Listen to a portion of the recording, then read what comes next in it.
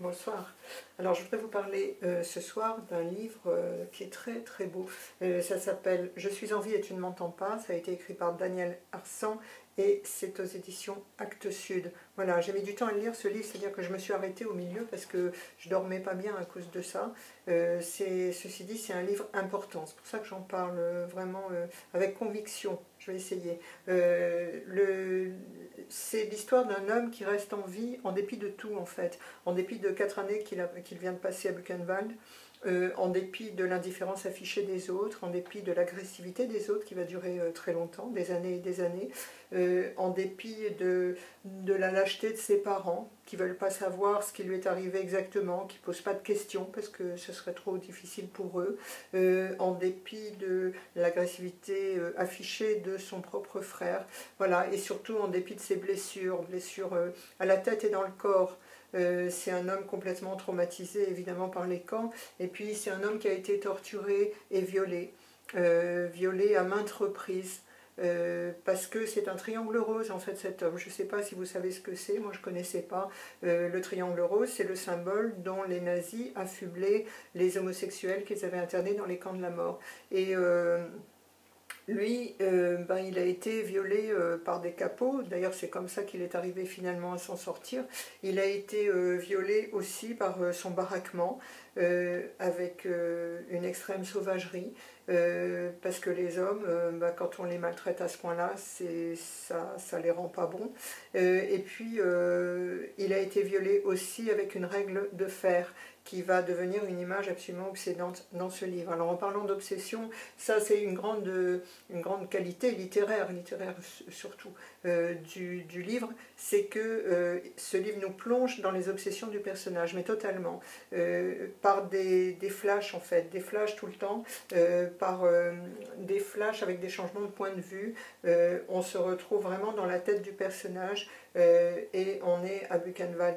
Et au début on y est tout le temps, c'est de la folie, et puis petit à petit, à mesure que le récit avance, on va y être de moins en moins souvent. C'est toujours aussi pénible, mais c'est fugace.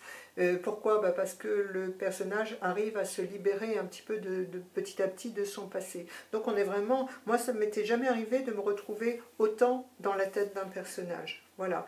Alors ce garçon, il s'appelle Klaus, au début du roman, il a 23 ans, et on va le suivre tout au long de sa vie. En fait, il va arriver à se reconstruire une vie, et quand on le quitte à la fin du livre, c'est un vieillard. Alors il va arriver à quoi? Il va arriver à se faire une nouvelle famille, il part de chez lui, puisqu'on ne lui pose pas de questions. Sa mère lui fait de la soupe et puis s'en tient là, et elle pense qu'elle a fait son devoir. Donc il va arriver à partir de là et à se faire une vraie famille. Il a été martyrisé par l'Allemagne, il va quitter ce pays, se retrouver en France. Et puis il va arriver surtout à retomber amoureux, parce que au moment de son arrestation, il était avec son amant, c'était une grande histoire d'amour entre eux, et ce garçon s'est jeté par la fenêtre, sous ses yeux. Et il arrive finalement à vivre une autre histoire d'amour avec un autre homme qui s'appelle René. Et au passage, il y a des scènes d'amour, mais vraiment avec plein d'amour, entre ces deux hommes. Moi, j'avais jamais lu des choses pareilles. Dieu sait que j'en ai lu des livres avec des histoires d'amour, mais des scènes aussi belles, aussi pleines d'amour, franchement, c'est quelque chose à lire. Voilà. Et puis, alors il y a une autre chose intéressante dans ce livre, c'est que l'auteur n'utilise pas les outils narratifs de base. Là, il s'en passe royalement, et en fait, il fait ce qu'il veut dans ce livre. Il a un style très très particulier, complètement à lui. Alors, comme il n'y a pas les outils narratifs qu'on attendrait, du genre, je sais pas moi, quand il arriva à Paris, ou ce jour-là, etc., eh ben, on est dans une espèce de magma temporel, et on se rend compte, à la fin du livre, qu'on a assisté à toute une existence. Et on se dit alors, on se pose cette question un peu idiote, mais, enfin certainement idiote, mais alors on peut vraiment se faire une vie après une horreur pareille. Voilà. Et je crois que c'est aussi le but du livre, de nous faire, de nous confronter à cette question-là. Voilà, bah écoutez, c'est vraiment quelque chose de très très beau, et franchement je vous le conseille. Alors, âme sensible, s'abstenir, évidemment.